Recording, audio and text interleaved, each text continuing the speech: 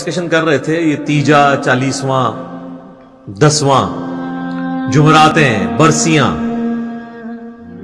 11ویں 22 رجب کے کنڈے محرم کی نیازیں میلاد کی نیازیں سب کی سب یعنی ایکٹیویٹیز خود سے دین میں داخل کی ہوئی ہیں ان کو خود بھی پتا ہے۔ اب تو نوبت یہاں تک آ گئی ہے کہ ایون 40ویں کے کارڈ چھپتے ہیں، جس طرح آپ کے شادی کارڈ ہوتے ہیں، اخبارات کے اندر بڑے بڑے اشتہارات چھپتے ہیں۔ اچھا یہ ہم کو مذاق اڑانے کے لیے نہیں کہہ رہے، اگر یہ سب کچھ جائز ہوتا نا اس کے لیے ساری ایکٹیویٹیز آپ کریں، جو بھی ماڈرن طریقہ اڈاپٹ کریں۔ مثلا اب کسی کا جنازہ ہے اور آپ نے اناؤنسمنٹ کرنی ہے تو ظاہر ہے کہ آپ فیس بک پہ لگائیں، واٹس ایپ گروپس میں شیئر کریں تاکہ زیادہ سے زیادہ لوگ اس کے جنازے میں شامل ہوں، اخبار میں بھی دے دیں، کوئی حرج نہیں۔ یہ تو ایک دین کی بنیادی ایکٹیویٹیز ہے نا جنازہ پڑھنا۔ ہم ادر دین وہ باتیں کر رہے ہیں کہ نبی علیہ السلام کی مبارک 3 بیٹیاں جوان شادی شدہ آپ کی مبارک زندگی کے اندر فوت ہوئی، آپ نے کسی کا تیجا 40واں 10واں نہیں کیا، بلکہ آپ یہ جو لوگ کر رہے ہیں ان سے صرف سوال پوچھیں کہ نبی علیہ السلام نے اپنی کس بیٹی کا تیجا 40واں 10واں کیا، تو آگے اس کی جو شکل بنے گی نا اس سے آپ آئیڈیا لگا لیں کہ اس کے پلے کوئی شے نہیں ہے، وہ خود ہی کہے گا جی وہ تو کوئی اس طرح تو نبی علیہ السلام نے تو نہیں کیا۔ تو جو چیز نبی علیہ السلام نے تعلیم نہیں فرمائی وہ آپ نے خود سے دین کے اندر داخل کی ہوئی ہے، اور باقی لوگوں کو اتنا پابند کر دیا کہ جو نہیں کرواتا وہ کہتے ہیں دیکھو جی اس کا باپ مر گیا، اس کی ماں مر گئی، اس نے تو کچھ بھی نہیں کیا۔ اور پھر مدرسوں سے باقاعدہ، اب مجھے نہیں پتا کئی سال پہلے تک تو یہ جب ہم چھوٹے چھوٹے تھے اس وقت 300 روپیہ تقریباً ریٹ تھا، پھر بڑھتے بڑھتے اب تو شاید 1000 روپے تک پہنچ چکا ہو ریٹ ایک قرآن کا، اور مجھے تو لگتا ہے یہ 1000 روپے میں بھی سستا ہے قرآن اگر دیکھا جائے۔ ہو سکتا ہے 3 دفعہ سورہ اخلاص پڑھ کے ہی آپ کو دیتے ہوں ایک قرآن۔ تو یعنی قرآن اس لیے نازل ہوا تھا کہ آپ مردوں کو زبردستی اللہ سے بخشوائیں گے اس کے ذریعے۔ آپ کے پنجاب میں ایسی جگہ بھی ہیں جہاں پر 40 دن کے لیے خیمہ لگ جاتا ہے قبر کے اوپر، اور شفٹوں میں حافظ قرآن پڑھ رہے ہوتے ہیں، اور ان کا یہ عقیدہ ہے کہ بھی جیسے ہی لوگ یہاں سے ہٹتے ہیں نا پھر فرشتے آتے ہیں سوال کے لیے، وہ کہتے ہیں 40 دن آتے رہیں گے تنگ آ کے چھوڑ ہی دیں گے۔ ہاں ٹھیک ہے نا، وہ 40 دن پورے کرواتے ہیں۔ اس لیے میں کہتا ہوں کہ جی قرآن تو امتیوں نے ایسا پڑھا ہے کہ نعوذ باللہ صحابہ کو بھی شرمندہ کرے۔ بھئی کسی صحابی کے مرنے میں تو 40 دن تک تو وہ قرآن نہیں اس کی قبر میں پڑھتا ہوگا، یعنی امت نے سلف کو بھی شرمندہ کر دیا ہے، خلف نے سلف کو شرمندہ کر دیا ہے، اتنا زیادہ قرآن پڑھا ہے۔ اور ان لوگوں کی قبروں پہ جنہوں نے اپنی زندگی میں قرآن کو اتنا سیریس نہیں لیا کہ وہ قرآن پڑھ کے دیکھیں کہ اللہ تعالیٰ ہم سے کیا ڈیمانڈ کر رہا ہے۔ ان کے بارے میں تو اکثریت کی تو یہی حالت ہونی جو سورۃ الفرقان میں آیا ہے آیت نمبر 30 کے اندر، وقال الرسول یا ربی ان قوم اتخذوا هذا القرآن مہجورا۔ رسول اللہ شکایت کریں گے کہ میری امت نے قرآن کو پیٹ کے پیچھے ڈال دیا تھا، میری قوم نے قرآن کو پیٹ کے پیچھے ڈال دیا تھا۔ صحیح مسلم میں حدیث ہے، القرآن حجت لک او علیک، یا قرآن تیرے حق میں حجت ہوگا یا تیرے خلاف حجت بنے گا قیامت والے دن۔ تو یہ بڑا خطرناک معاملہ ہے۔ بھئی قرآن آپ نے خود کھول کے دیکھا نہیں ہے، بڑا کہا جاتا نہیں قرآن سب سے زیادہ پڑھی جانے والی کتاب ہے، لیکن قرآن سب سے زیادہ بغیر سمجھ کے پڑھی جانے والی کتاب ہے، یہ اس کا تاریخ پہلو ہے۔ آپ کوئی اخبار اور میگزین بھی بغیر سمجھ کے نہیں پڑھتے۔ آپ دیکھیں پرانے زمانے میں جو بوڑھے پڑھے لکھے نہیں ہوتے تھے نا تو وہ دکانوں پہ جا کے نا کوئی ایسا بندہ ڈھونڈتے تھے جو اردو پڑھ سکتا تھا تو اسے اخبار دے کے کہتے تھے کہ پڑھ سنا آج کیا خبر میں ہے۔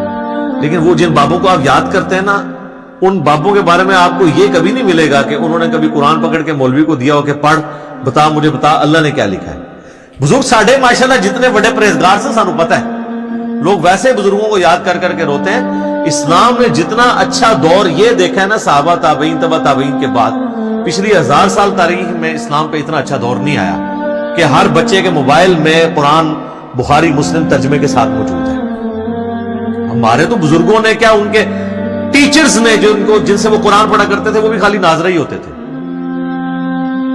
ان کو پتہ ہی نہیں تھا کہ قرآن کے اندر کیا لکھا ہوا۔ بہرحال یہ یعنی اس طرح کی رسومات چل رہی ہیں، اور باقاعدہ آپ دیکھیں میت کے اوپر وہ سوگ کرتے ہیں۔ سوگ تو ٹھیک ہے، بخاری مسلم میں حدیث ہے کہ میت کے اوپر 3 دن سے زیادہ سوگ نہیں ہے، سوائے بیوی کے وہ اپنے خامد کے بننے پہ 4 مہینہ اور 10 دن سوگ کرے گی. 3 دن سوگ کرنا ہے آپ نے، بالکل وہ تو درست ہے. لیکن وہاں جا کے وہ پھر الفاتحہ کہتے ہیں اور ایک دفعہ سورۃ الفاتحہ، پھر 3 دفعہ سورہ اخلاص پڑھ کے تو مردے کو وہ اصالہ ثواب کرتے ہیں. اور جتنی دفعہ کرتے ہیں وہ مطلب وہ کر کے کرتے ہیں. دعائیں مغفرت کریں آپ، میں نے دعائیں پہلے بتائی ہیں. اس طرح قرآن پڑھ کے بخشنا تو ثابت نہیں ہے. اور اولاد اگر خود پڑھ رہی ہے قرآن تو وہ آٹومیٹکلی ثواب ملے گا. اولاد کو تو بخشنے کی ضرورت بھی نہیں، اور اس کے لیے ماں باپ کا مرنا بھی ضروری نہیں، زندگی میں بھی ان کو ثواب ملے گا. پھر وہ کلمہ بھی پڑھا جاتا ہے، کہتے ہیں 70,000 دفعہ کلمہ جس نے اپنی زندگی میں پڑھ لیا وہ بخشا گیا. اور کئی جو بوڑھیاں ہیں، بوڑھے ہیں، انہوں نے اپنے لیے پڑھ کے رکھے ہوتے ہیں اور ایکسٹرا پیکج بھی بنا کے رکھے ہوتے ہیں. انہوں نے اپنے کو قریبی فوت ہو جائے نا تو اس کو کہتے ہیں یار یہ میری طرف سے 70,000 دفعہ، مراد یہ کہ یہ لے جنت کا ٹکٹ. اور یہ بڑے بڑے ذمہ دار علماء نے یہ کام کیا ہے. آپ فضائل اعمال ذرا کھول کے دیکھ لیں، اس کے اندر ایک واقعہ موجود ہے. نبی الاسلام کی وفات سے آلموسٹ 650 سال کے بعد کا یہ واقعہ ہے، کیونکہ وہ شیخ قرطبی جو ہیں وہ ان کا ٹائم پیریڈ یہی بنتا ہے. وہ کہتے ہیں جی شیخ قرطبی کا بیان ہے. شیخ قرطبی کو بھی بیچارے کو نہیں پتا ہوگا، اس کی طرف ایک منسوب ہے. شیخ زکریا کاندھلی فضائل اعمال میں لکھتے ہیں کہ انہوں نے نا وہ ایک ایسے نوجوان سے ملے کہ جسے کشف ہو جایا کرتا تھا کہ کون جنت میں ہے اور کون جہنم میں. اللہ اکبر. صحابہ کو نہیں ہوتا تھا. آپ حدیث سن چکے ہیں بخاری مسلم کی کہ وہ نبی الاسلام کی برکت سے وہ جو 2 قبر والوں کے اوپر جو ٹہنی کی وجہ سے عذاب کی تخفیف ہوئی، صحابہ کو نہیں پتا چلا کہ اس کے اندر کیا ہو رہا ہے. حضور نہیں بتایا. بلکہ مسلم شریف میں تو الفاظ ہیں آگے کہ میں نے ارادہ کیا کہ میں اللہ سے دعا کروں کہ تمہیں عذاب قبر سنوا دے، لیکن پھر مجھے ڈر ہوا کہ تم اپنے مردوں کو دفنانا چھوڑ دو گے. تو صحابہ نے تو سنا بھی نہیں، دیکھنا تو بڑی دور کی بات ہے.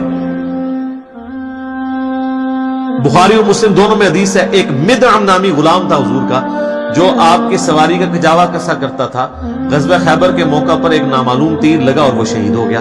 صحابہ نے کہا یہ تو سیدھا جنتی ہے، حضور کا خدمت گزار ہے، ظاہر ہے جی ہم بھی ہوں تو یہی کہ آپ فرمایا تم جنت کی بشارت دے رہے ہو. اس نے مال غنیمت سے ایک چادر چوری کی تھی، اللہ نے مجھے دکھایا، وہ آگ کی بنا کے اس پہ ڈال دی گئی ہے.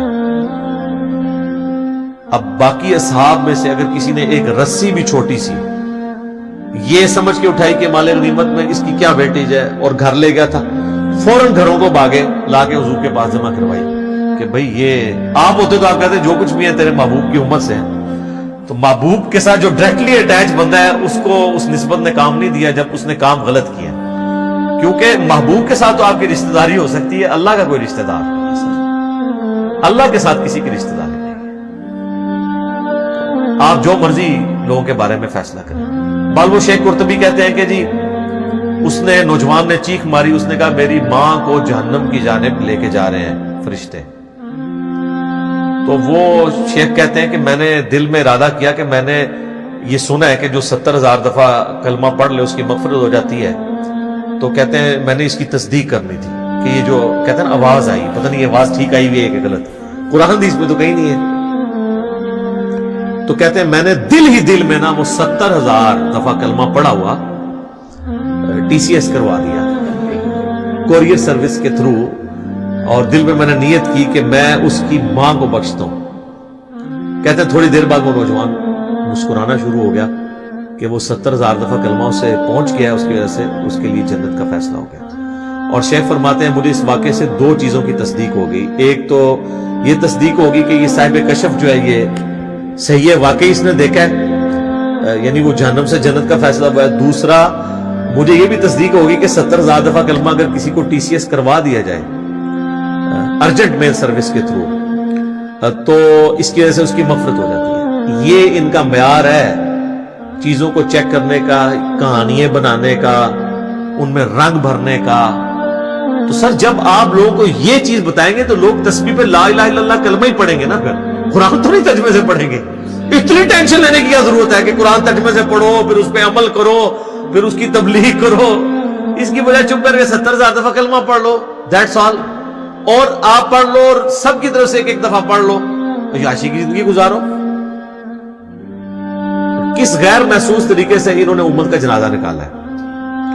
اسی کی آپ باقیات آپ دیکھ لیں، پھر لے کے بیٹھے ہوتے ہیں گٹھلیوں پہ. وہ کہتے ہیں 1.25 لاکھ دفعہ آیت کریمہ 1.25 लाख दफा जनाब कलमा, और फिर बकायदा जब दुआ हो रही होती है तो उसमें बताया जाता है कि इतने कुरान, इतना कलमा, अच्छा जी, और फिर ये बताया जाता है जी तीसरा कलमा इतनी दफा, तीसरा कलमा लाना से आता है ना, पहला कलमा इतनी दफा, दुरूशी भी इतनी दफा। और जो बीच में कुछ लुच तलने वाले होते हैं ना, वो दुआ के दौरान भी कह देते हैं कि है जी 1000 दफा ना सूरह इखलास में नहीं पाओ,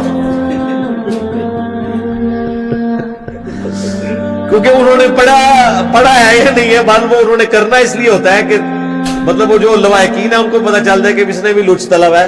और बाज़ औक़ात तो पूरी लिस्ट बन के आती है ना, उसमें नाम भी पढ़े जाते हैं कि इसने ये किया, इसने ये किया, इसने ये किया। तो अगर किसी का नाम स्किप हो गया तो वो इस तरीके से भी अपनी एंट्री लगवाता है।